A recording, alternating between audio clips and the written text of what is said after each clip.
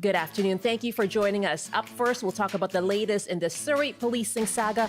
It's getting personal and uglier. Justin McElroy will be here to sort it all out for us. After 12:30, a new report on the gig economy. And we'll ask you what's needed to protect workers. We'll have one of the authors and signatories to an open letter coming out today joining us. I'm Michelle Eliot. This is BC Today.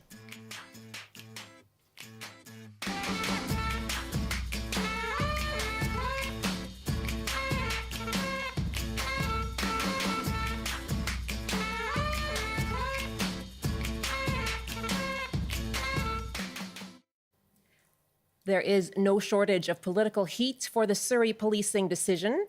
Earlier this week, Solicitor General Mike Farnworth gave Surrey a 1 p.m. deadline to produce a city staff report that led to council voting late last week to retain the RCMP. Now, the province had recommended continuing with the transition to the Surrey Police Service. Farnworth accused Surrey City Council of playing games on the issue. And later in the day, Surrey Mayor Brenda Locke accused Farnworth of bullying her, ignoring her phone calls, and fear-mongering. We could have had a conversation. He could have lifted the phone, and he hasn't. He has been a bully all the way through this. I have never, ever used the gender card. But in this case, I absolutely think there is misogyny going on, no doubt in my mind. That was Surrey Mayor Brenda Locke speaking yesterday. Now, this is just the latest in a protracted war of words from the two politicians about the decision whether to keep the Surrey Police or revert back to the RCMP. And it comes after divisive battles between mayoral candidates Doug McCallum and Brenda Locke and among city councillors, all centering around the question of how BC's second largest city should be policed. We're asking you to weigh in on these questions. What do you think of how the politicians have been handling the Surrey policing issue? What do you think they need to do to finally resolve it and end the divisiveness? And what should policing cities in BC even look like? You can give us a call, 1-800-825-5950, 604-669-3733, on your cell phone, star or pound 690. You can also email bctoday@cbc.ca. And for more on this now, we have reached Wade Deisman. He's a resident of Surrey and the Director of Academic Programs and Public Safety Branch with the Justice Institute of BC. Also a criminology professor at Kwantlen Polytechnic University. Wade, good afternoon. Good to be with you. Thank you for joining us. And also with me now in studio is CBC's Municipal Affairs reporter, Justin McElroy. Hi, Justin. Hi, Michelle. I'm lost and confused. I mean, what happened yesterday? A lot of finger pointing, but in terms of what has changed for the citizens of Surrey, we're still very much in the same place that we were 24 hours ago, which is that the city of Surrey has reaffirmed to the province what they wish to do, that is to keep the RCMP and disband the Surrey Police Service. And it is up to the province and Public Safety Minister Mike Farnworth to look at the information that they've received, which they now say they have after yesterday's tussle over non-disclosure documents and what have you, and determine whether what their plan is sufficient to ensure the public safety of the province overall, which is in the provincial government's purview. Of course, the big question on everyone's mind is that at the end of the day, will the province say, no, we're not on board with your plan, we're forcing you to stick with the Surrey Police Service, and all of the chaos that then might ensue in terms of lawsuits and rhetoric when you have the province and BC's second largest city so at odds over hundreds of millions of dollars in expenditures in policing such a large area. So we're not at that point yet. Right now, we're still in the figuring out phase, as we seemingly have been for months and months here, ever since Brenda Locke was elected mayor of Surrey on this campaign promise and did win by a slim margin, but she did, and she does command a majority on council. And right now, it's a lot of political posturing in terms of how people are trying to frame that they are the morally pure ones, and they're the ones doing things in the proper fashion, while the other side is doing things in ways that are mean or confusing or slow or against the process. And so that's why this is right now a lot of confusion for folks like you who are trying to make heads or tails. Just trying to keep track. And so, as you say, mean and confusing allegations of bullying and misogyny. I mean, where did that come from? What was the impact of that statement? Well, where that came from was a question by one of the reporters at the press conference, Janet Brown of Global, at the end of all of these questions that were given to the mayor, and Mayor Locke saying, again and again, they've been unprofessional. She's used the word bullying at one point. She said they hadn't picked up the phone or had been confusing. And so the question was, do you think this is happening to you because you're a woman? And we heard the answer there from Locke is that she does believe that in this case. Now, it should be noted, she didn't get a heck of a lot of support or people online saying, I agree with you on that yesterday. Mike Farnworth has been in provincial politics for about 30 years, and this is not an allegation that has come his way in the past. However, that's what she believes, and it adds fuel to the fire, both in terms of the rhetoric involved, but also just how difficult it is for either side to save face or sort of compromise after something like this. You can't imagine that the provincial government is going to hear things like this and go, this is someone that we want to try and make amends with. And similarly, it's going to be harder for the city of Surrey, if they're forced to bend to the province's will at this, to do so in a way that seems amicable. It's hard to move forward when you hear those allegations. And so, Wade, we heard Justin say, this was a campaign promise by Brenda Locke running for mayor. Why is this the issue that she is so focused on? Yeah, I understand the claim that it was a campaign promise, but I think that the election was so close, it would be really difficult to hang your hat on the idea that they got elected because they supported transitioning back to the RCMP. I think it's a divisive issue because it's been so protracted, but now more than ever, I think it's becoming a divisive issue because it's now moving behind the scenes. I mean, this latest kind of deterioration in transparency associated with the non-disclosure agreements, also associated with council going behind closed doors, it just means that the general public is really the casualty in all of this. The sense of kind of democratic enfranchisement is being lost because the public is already, I think, struggling to keep up with the latest dramatic events. And it really has become quite a melodrama. And unlike partisan politics, which are kind of driven along kind of ideological lines, this one seems to have become kind of more personal in terms of the allegations and about character and integrity and those kinds of things. And I think that's just dismaying for the public. And so I think, at that point, both sides are trying to just get out with the least losses that they can. Justin? Yeah, and to Wade's point there, when this debate happened during the municipal election season, to stick with the Surrey Police Force or not, at least sort of the facts as folks knew it were on the table, so people could vote one way or the other based on the information they had at the time.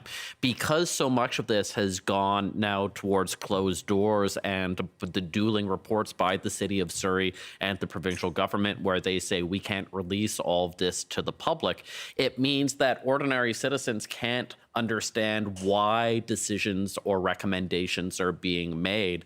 And therefore, I think, to Wade's point, it really sows cynicism in politics when all you're left with at the end of it of saying, well, why is one side doing something or the other, isn't based on, well, because this report says it's X millions of dollars more to go one way or the other, or that there's these officer shortages here, but rather because one side is claiming the other is being too slow or one side is being mean. It just makes it really tough for people to wrap their heads around the policy standpoint of this. As Wade said, go ahead, Wade, and then we'll go to a caller. Yes. Just add one additional insight, and that is that as police budgets have skyrocketed and the public's demand and expectation around public safety and security has increased, I think it's become increasingly a situation where the province is pressurized there's kind of a downwards pressure on the province to get involved at a more granular or micrological level and to micromanage.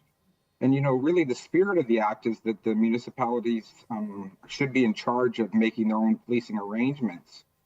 But when they see a city that's kind of stumbling back and forth between these two options and dragging the public along behind them, and where hundreds of millions of dollars are at stake, I think it becomes really difficult in that case to just play the role of a bystander. So it's not surprising that the ministers felt the need to step in. Not to mention the fact that the act itself, as Justin rightly indicates, gives the province all the cards. It definitely indicates that the province is responsible in the final analysis for all of these decisions. Well, in fact, our first caller wants to talk about that, the role of the province in this. We are asking you the latest in the saga over Surrey policing. What do you think of how politicians have been handling the issue? What do you think they need to do to resolve it and end the divisiveness? We heard Wade Deisman say this leads to democratic disenfranchisement. And what do you think policing cities in BC should look like? Give us a call, 1-800-825-5950, 604-669-3733. On your cell phone, star or pound 690. My guests are CBC Municipal Affairs reporter Justin McElroy here in studio with me. And joining us on Zoom is Wade Deisman, who is with Kwantlen Polytechnic University. Let's go now to our first caller, James in Spence's Bridge. What do you make of what's happening in Surrey, James? Hi, James. Can you hear me? Yes. Yes, go ahead. What are your observations of this ongoing debate and battle in Surrey? Yeah, I agree with Wade. This comes down to democracy. If there was real democracy here, where the people make the decision on what police force to have through a referendum or other process, then it will be solved. Having governments make a decision for us, is not so good. The people in Surrey voted in an election for multiple issues, not just police. And an election is a bad place to make a decision on a big issue. We need referendums for that. And the new Democratic Party, is coming down heavy-handed on Surrey by the sounds of it. And the new Democratic Party is showing they're not democratic here. They should be pushing for a referendum on this issue as well. Let the people decide it.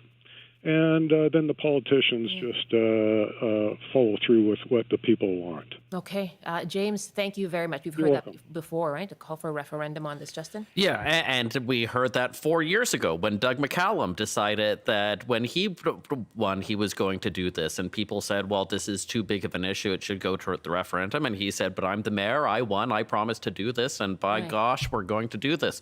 So it's not surprising that A, Brenda Locke would do the same, and B, people would call for a referendum again, even more so because of the fatigue of this. But look, you're dealing with politicians and all that encapsulates their brains when it comes to these sorts of things in terms of how they define their mandate. Speaking of fatigue, our next caller, John in Vancouver, wants to talk a little bit about that. What do you think of this ongoing saga over policing in Surrey and how politicians have handled it? Hello. Hi, John. Can you hear me okay? Yeah, we sure can. Yeah, I think this whole thing has just been extrapolated beyond where it should be now. I think that, originally the intent of Surrey having its own police force, Surrey's great, and we all know that it's like the second biggest municipality in BC, and the RCMP was never intended to manage a city of that size. It never has been in its history. So, Doug McCallum, for what it's worth, he probably used it as an election thing to try to get elected. And, Surrey also needs a new hospital. It's a growing city, and it doesn't make sense for them to stick with the RCMP. I think some people are just nostalgic about having the RCMP around. But in a municipality the size of North Vancouver, it might make sense. But in Surrey, it doesn't make sense. And now the force is already there. So I think Brenda Locke has to be responsible at this point. A major investment has already been made. Millions of dollars have already been wasted. There's millions of dollars being wasted on this debate.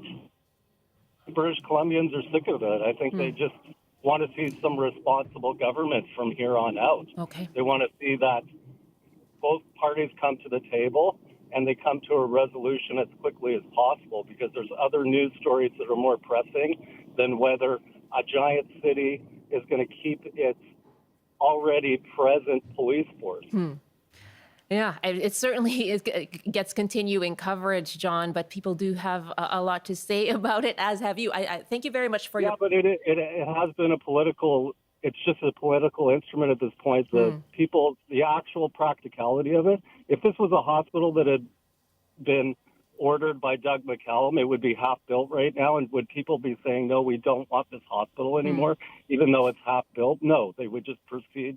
And that happens all the time in government. One government starts a project, the other one has to carry it through, because you can't stop building a dam halfway through. You can't stop building a hospital halfway through, and it's the same and go thing back with and the forth. force. Yeah, John, thank you so much for the call. I want to go back to Wade Deisman about that point about RCMPs serving, whether it be more rural communities rather than cities. There's been this all-party committee as well looking at policing in BC.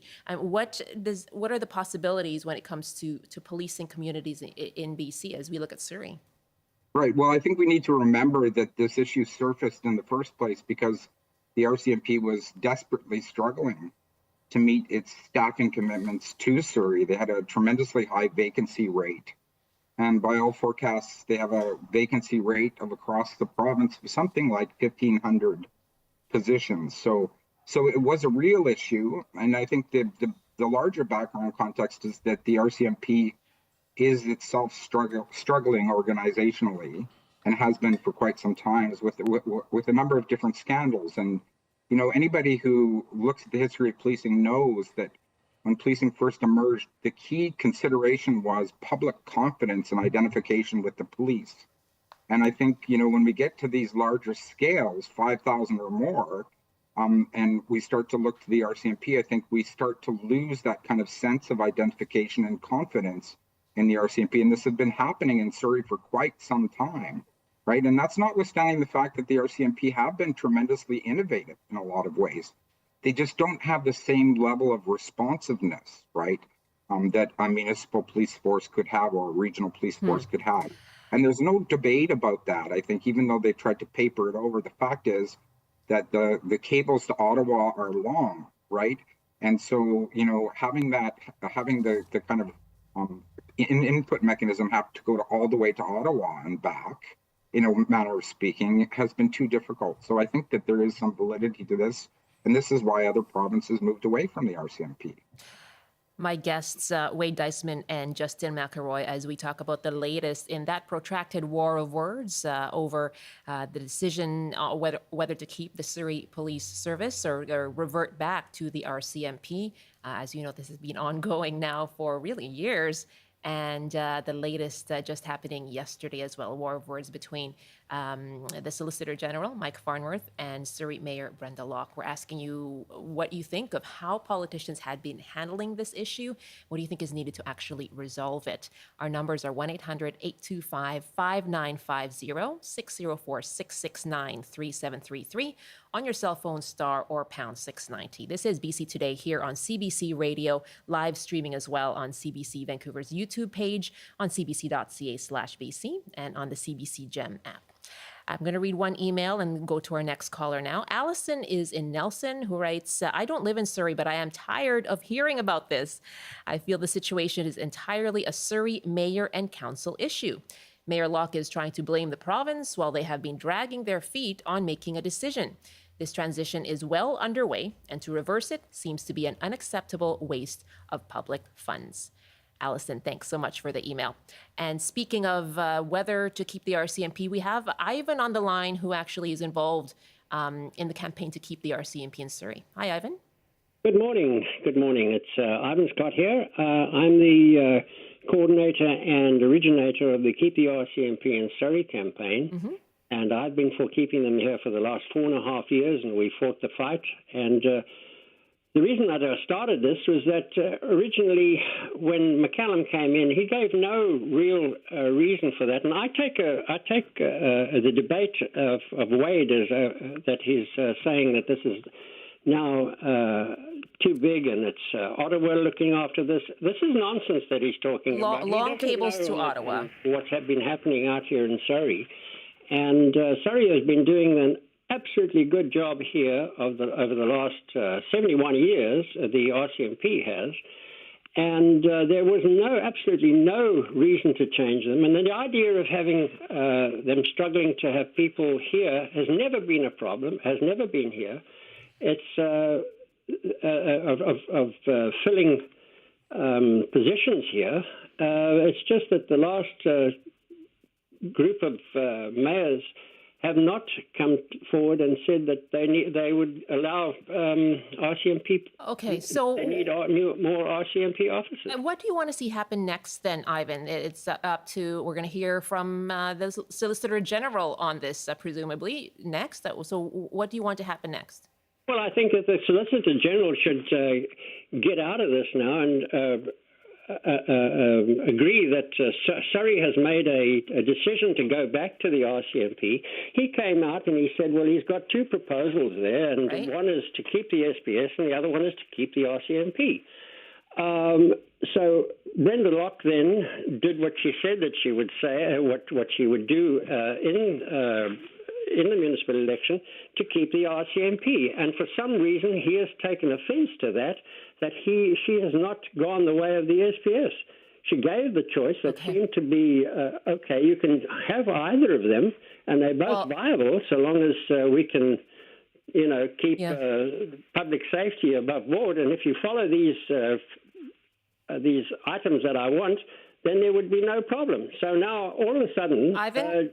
She's sort of the bad person here. Okay, thank you very much for the call, Ivan. So the report from the province earlier was recommending the Surrey Police Service and adding as well financial incentives. Wasn't that right, Justin? Yeah, and the provincial government, people have made the argument that they've tried to be too cute in how they've managed this, right? That they've took 5 months of going, well, we're going to make a decision, and then sort of said it's up to you, but if you do it this way, you don't get money, and also there's these strings attached when it seems pretty clear, if you read between the lines, that they actually, all things being equal, would like to see the Surrey Police Service in place for a wide variety of reasons. And, one of them, while Ivan there mentioned in his mind, the RCMP has been doing a great job. At the end of the day, Doug McCallum had a very populist promise to voters in Surrey 5 years ago on the idea, and he centered his campaign around it of, look,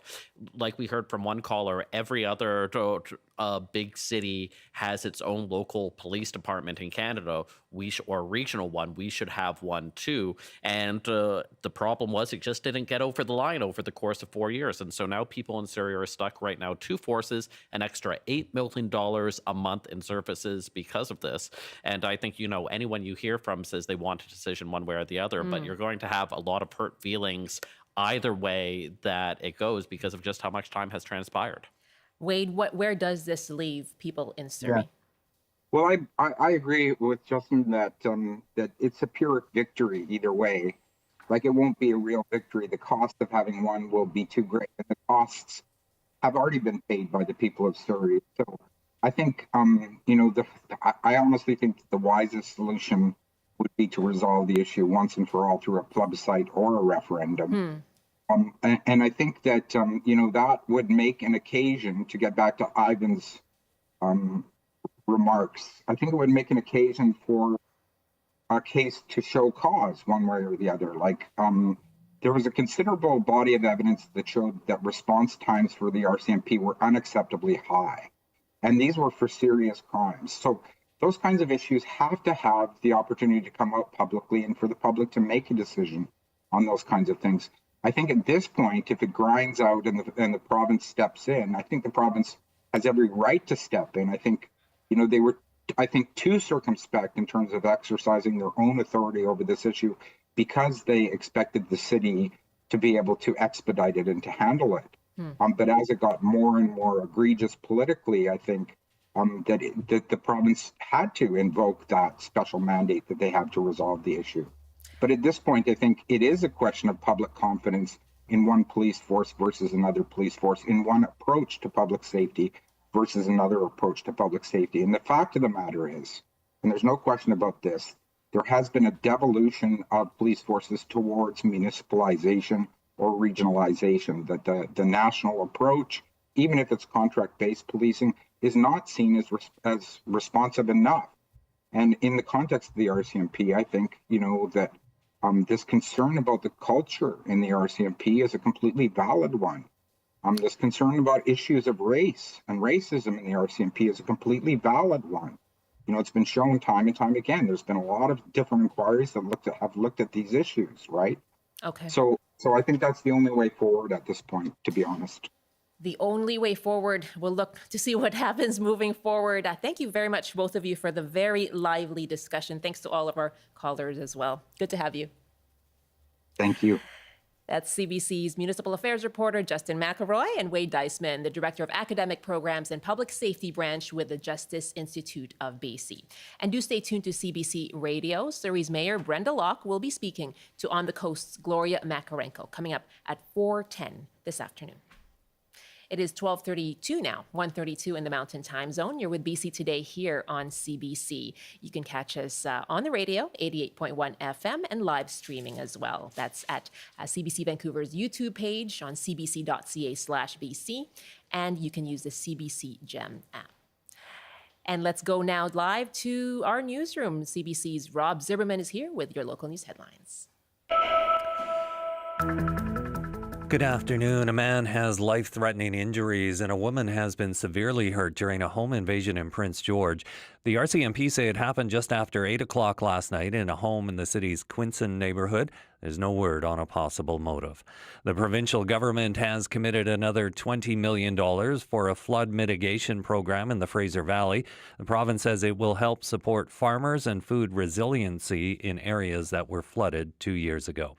And some welcome news for people in Port Alberni, Tofino, Ucluelet, and other communities on the west side of Vancouver Island. Highway 4 is on track to reopen to single-lane alternating traffic this weekend.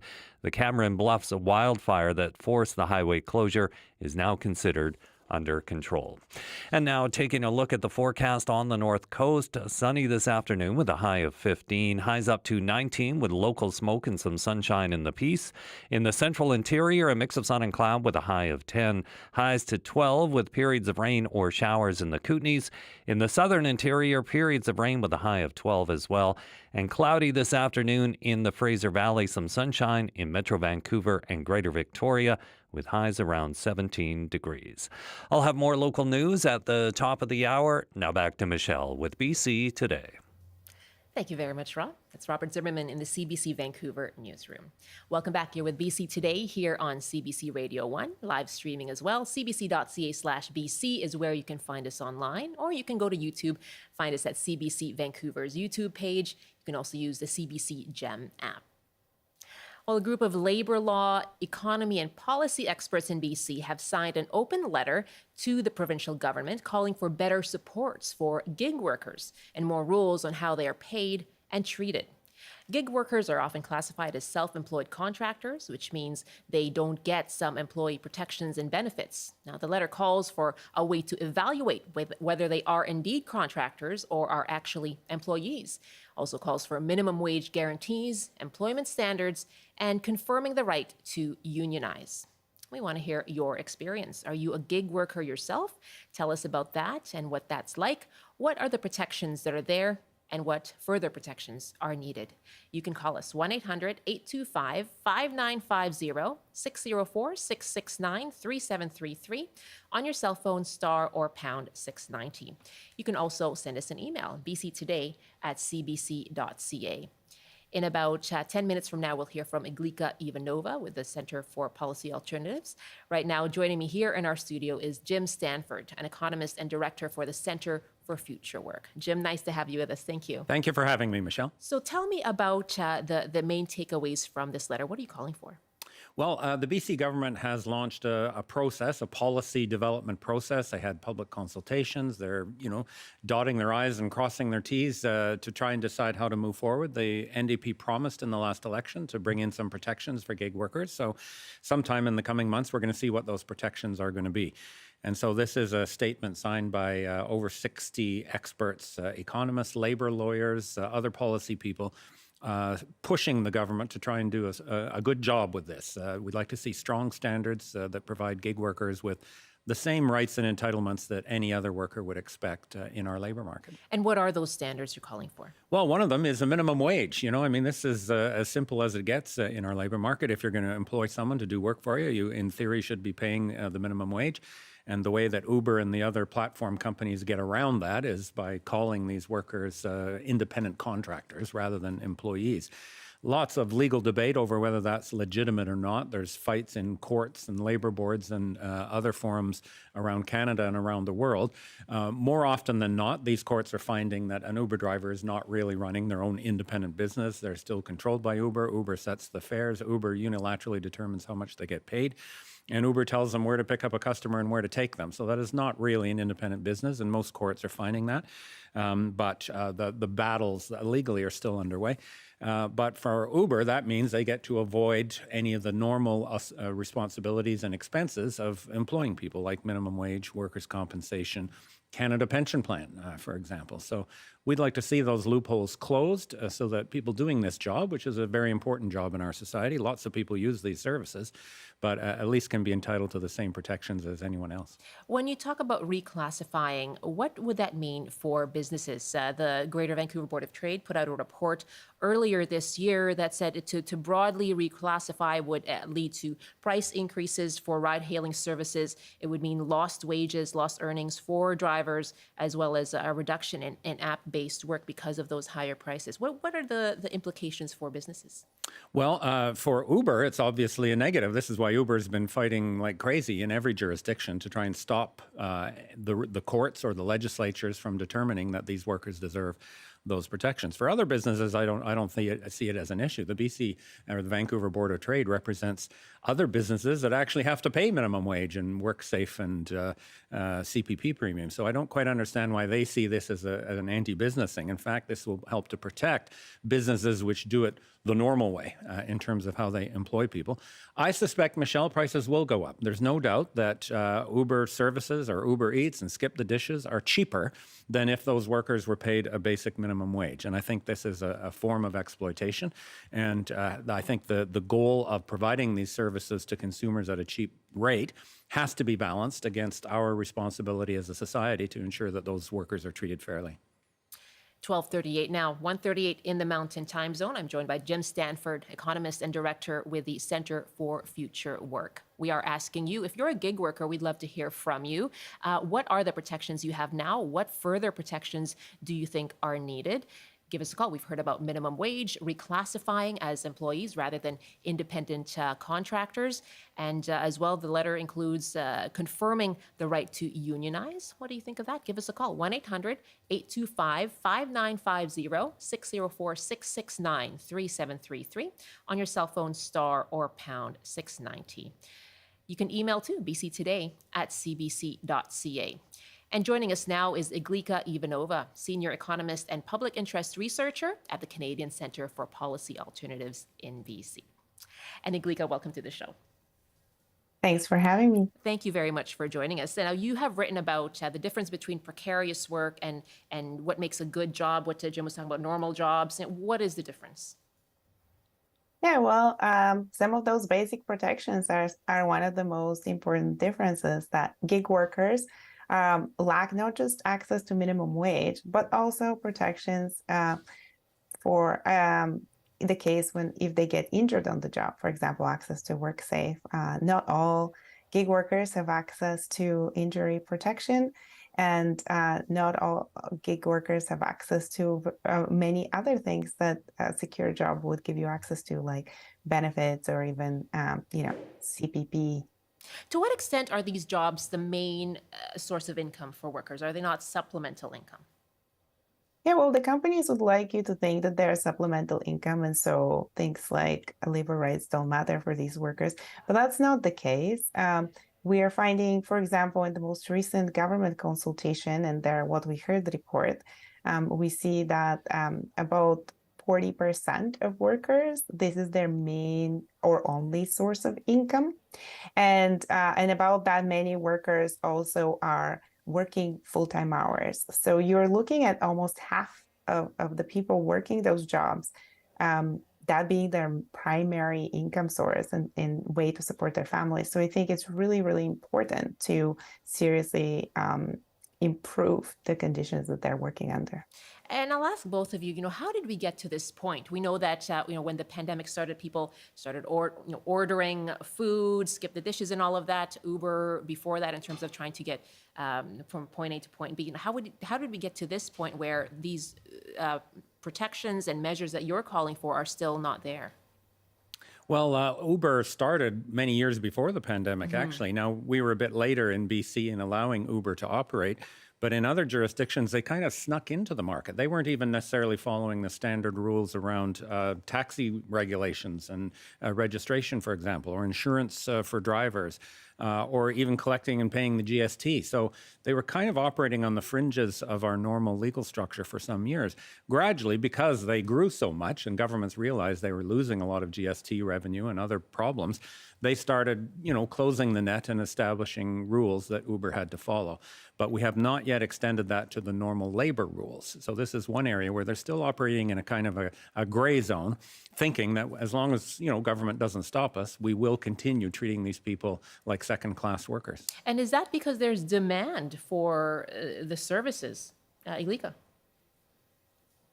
Well, there's clearly demand for the services, but as Jim said, the issue here is that digital technologies made it easier for companies like Uber to exploit certain gaps in our employment protections available to workers. And the reality is that our system of workers' rights and protections was written in the 20th century, before those digital technologies made this kind of work possible. And the rules don't envision this as an employment relationship, or as a way of working. So I think the governments have been slow to modernize and have been slow to catch up to the needs of workers and making sure that the rules adequately reflect the realities of the current technologies and the current, employment that exists out there. So I think it's super important to see the provincial government made this as an election commitment to strengthen protections for gig workers. And we hope and urge strong action in this area, because it is time to modernize our workplace rules. Speaking with Jim Stanford and Iglika Ivanova, they've put out an open letter today to the BC government calling for measures that they say would better protect gig workers in BC. We're asking you, what are the protections needed for app-based workers? If you are one of them, you can give us a call. What's your experience like? Give us a call at 1-800-825-5950, 604-669-3733. On your cell phone, it's star or pound 690. By email, bctoday@cbc.ca. And Rodney is calling us from Desroches. Hi, Rodney, welcome. Rodney, can you hear me? Hi, Rodney. Okay, we have lost our connection to Rodney, who apparently works as a gig worker and says that he doesn't get benefits and ends up making very little after paying expenses.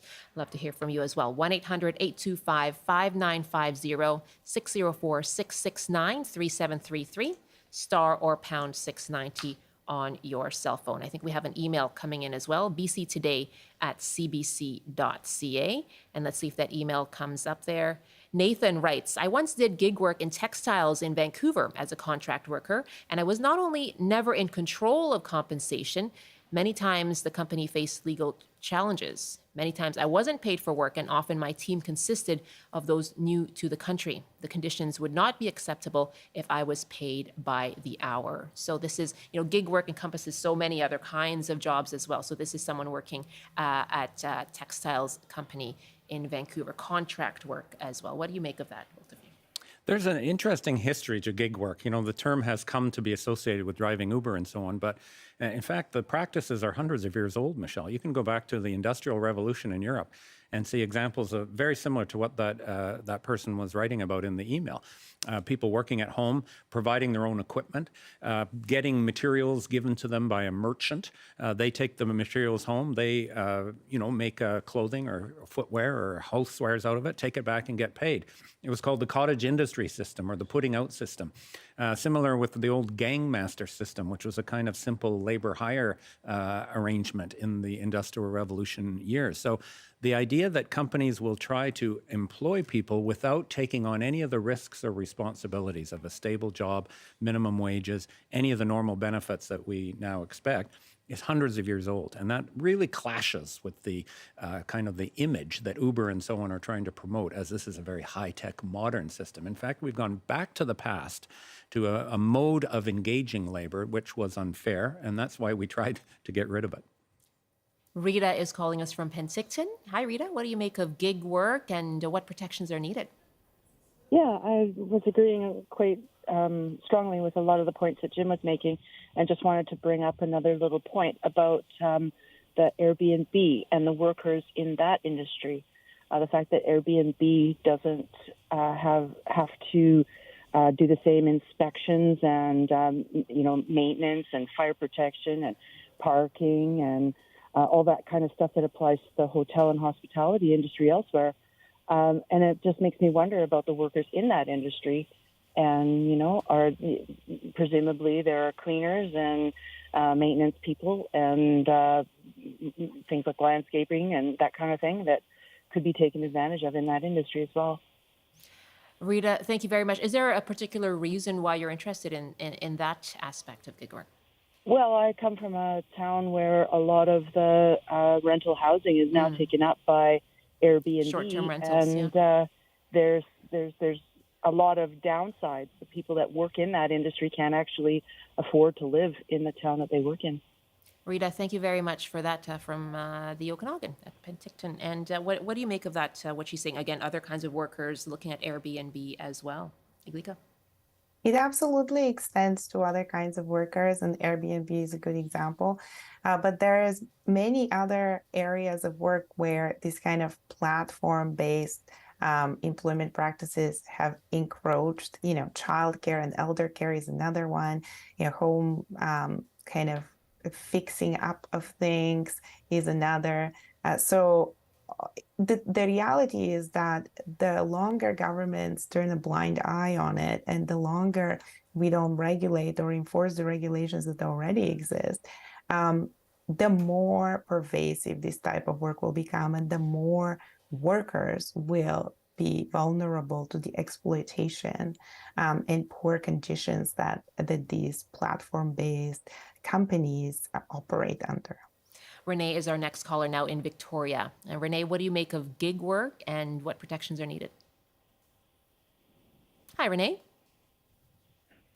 Yeah, this has been going on for a very long time. I mean, I was involved in the forest industry in the mid-90s, and some contractors would try this to make you a contractor. Oh. Hi, Renee. Are you there, Renee? Are you okay?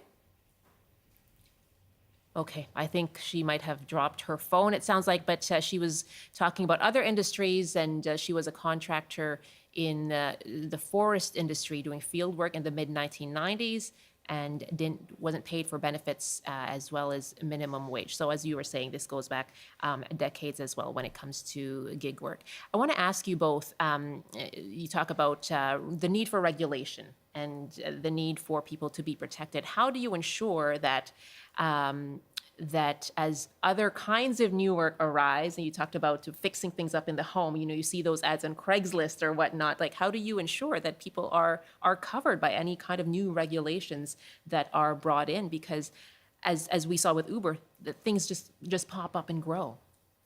I think part of it is just the willingness of government and regulators, in the Ministry of Labor and inspectors and so on to, take on these things. And if you see something emerging that is an obvious kind of unfair practice, don't be cowed by the claims that this is some kind of high-tech innovative system.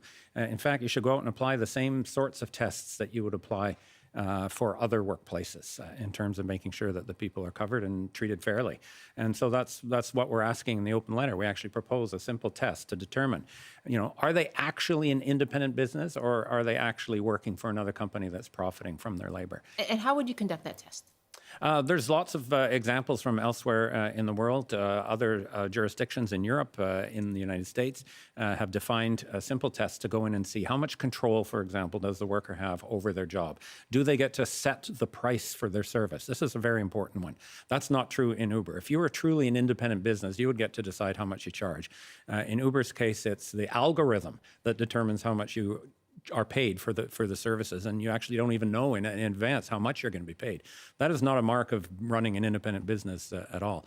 And other objective tests that could be enforced by labor ministry inspectors or by the labor board, if appropriate, to determine, is this a genuine contracting relationship, or is this just a disguise? And if it's a disguise, then we should put the normal practices and protections in place. Our next caller is joining us from Prince George. Ted, welcome to the show. Hi there, Ted. Yes, hi. Yes, go ahead. Are you a gig worker yourself? Yes, I am. And what's your experience? Oh, well, in short, I kind of joke about it with some people and ask if you were to define what a modern-day slave was, a gig worker would fall into that classification. We are a slave to the app. We have to keep our eye on it to receive orders. Or rides, in the case if you're doing ride share.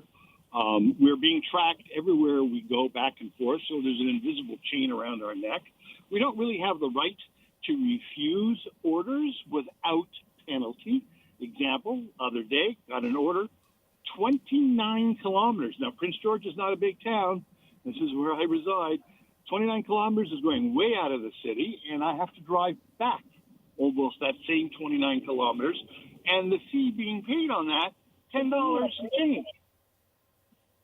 A 60-kilometer ride is going to cost me almost $10 to do. So is there an earnings there? No, absolutely not. And so, Ted, one might argue, you've chosen to work for this job, right? So why do you stay? Well, because it's conducive to my physical abilities and conditions. Yeah, so it's easy for me to do physically. So I have certain restrictions I have to deal with, and so this work enables me to make a little bit of money and not put my body under stress. So what protections that we've gone through? I'm really, really glad to hear from you. Thanks so much for calling. What protections would you like to see then? I'd like to see the same protections afforded us as any other working individual. We have no protection whatsoever. If I'm injured now, I'm a dead duck. If I can't work or for some reason terminated, I can't collect unemployment. There should be some kind of minimum wage taking into consideration that we're using our own vehicles, to do this work. So we have fuel expenses, we have maintenance expenses. So even if we're at minimum wage, if you're going to deduct your fuel from that, you're going to be way below. And honestly, there are days where I don't make minimum wage. And I do this on the average, roughly about 7 hours a day, 7 days a week. Ted, I really appreciate hearing from you. Thank you so much for calling and sharing your experience. You take care, okay? Okay, thank you. That's Ted joining us from Prince George. We have about 3 minutes left. I want to squeeze in Mohammed in Langley. Hi, Mohammed. Are you a gig worker yourself? Yes, I am. I'm an Uber driver. First of all, thank you for doing this program. It's helping a lot, actually. And, I just want to say we need minimum, like a guarantee for minimum wages. Sometimes you work 4 hours for skip the dishes. We make $30 for 4 hours. It's way under minimum wage.